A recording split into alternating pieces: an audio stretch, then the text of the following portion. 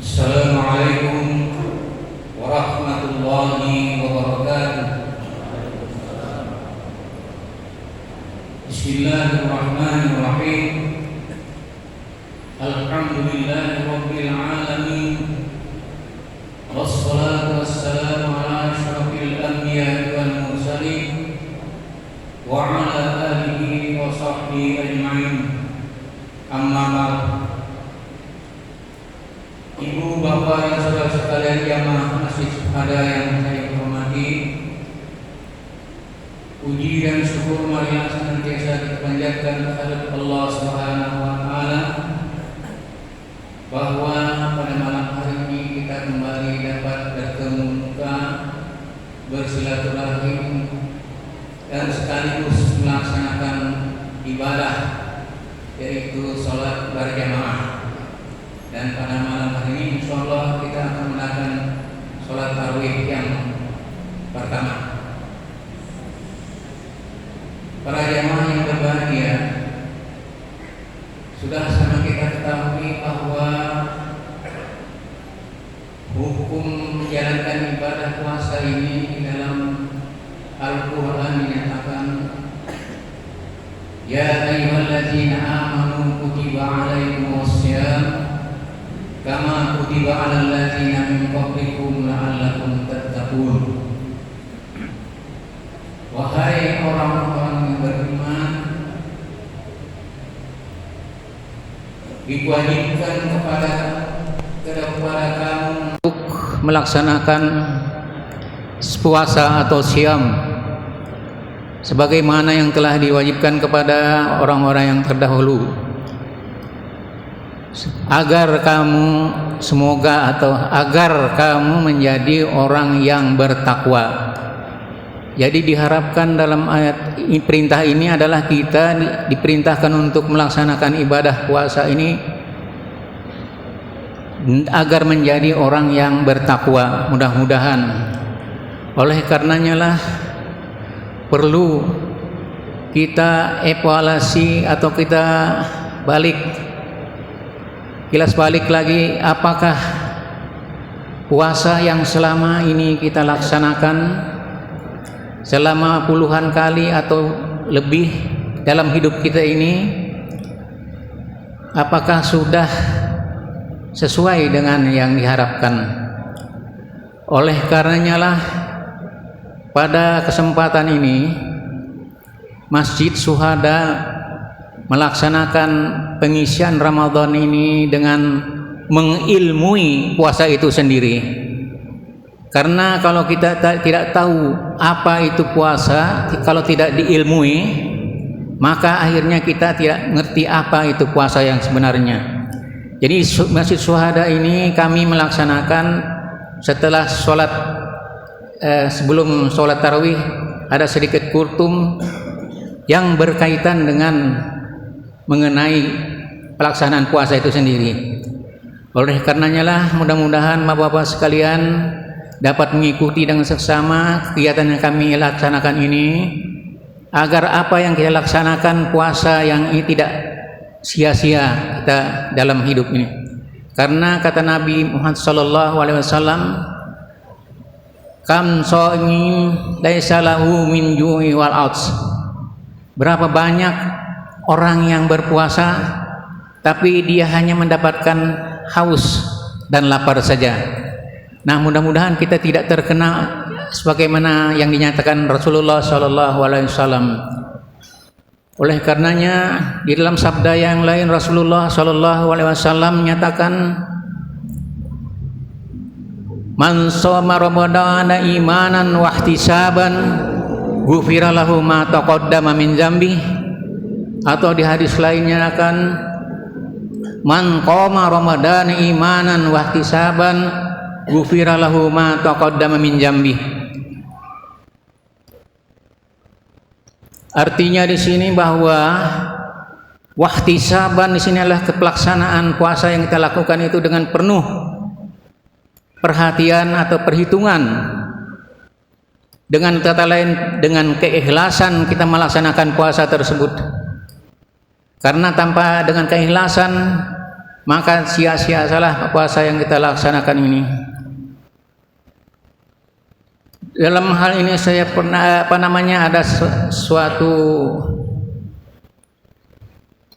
kisah atau cerita ya, bahwa ada seorang yang dalam kehidupannya itu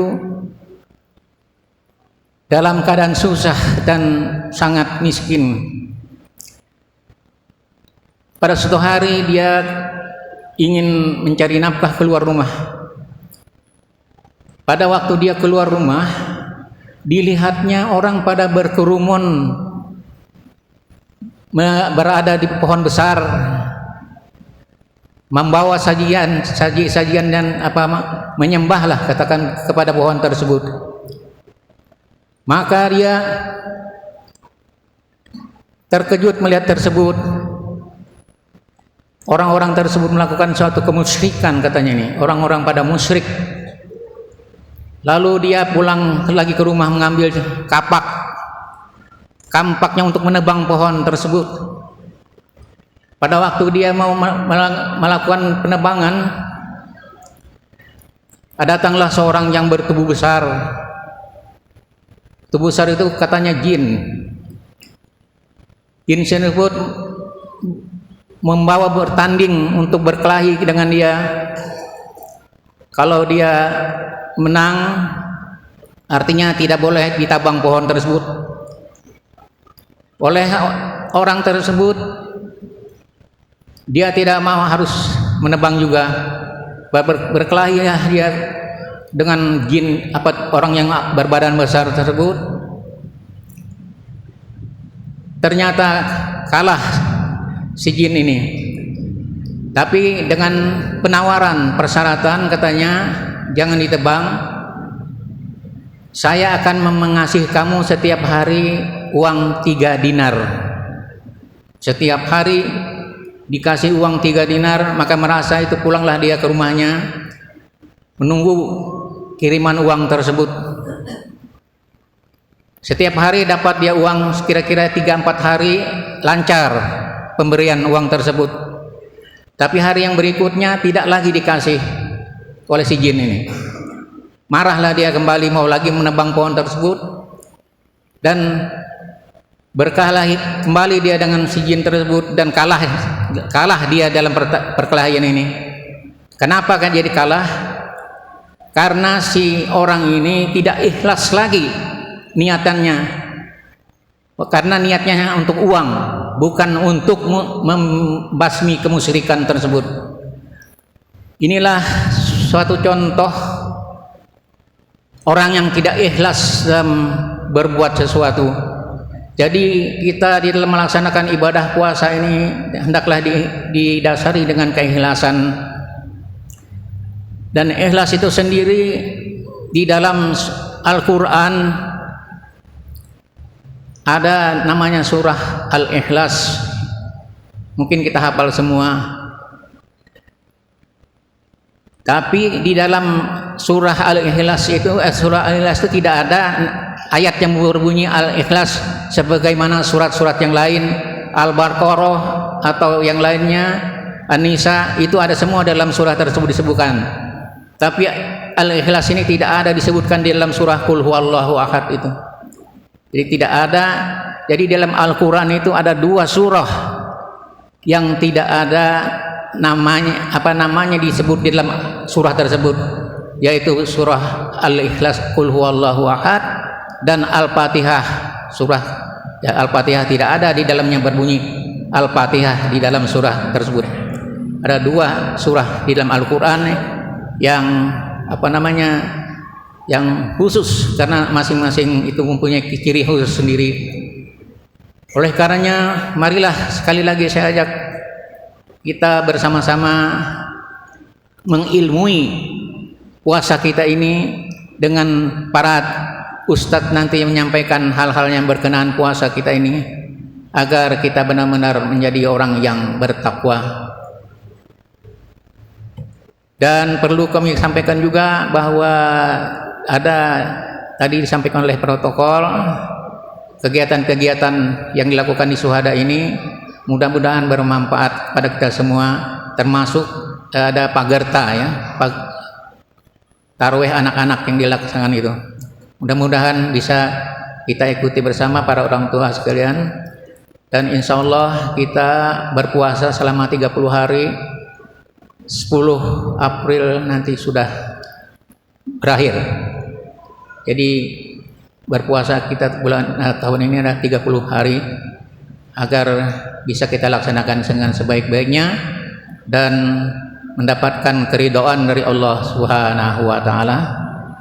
Sekian dari saya, Ketua Takmir Masjid dan pengantar ceramah pada malam hari ini, dan insya Allah akan dilanjutkan nanti beberapa ceramah baik pagi atau sore dan malam. Sekian, wassalamualaikum warahmatullahi wabarakatuh.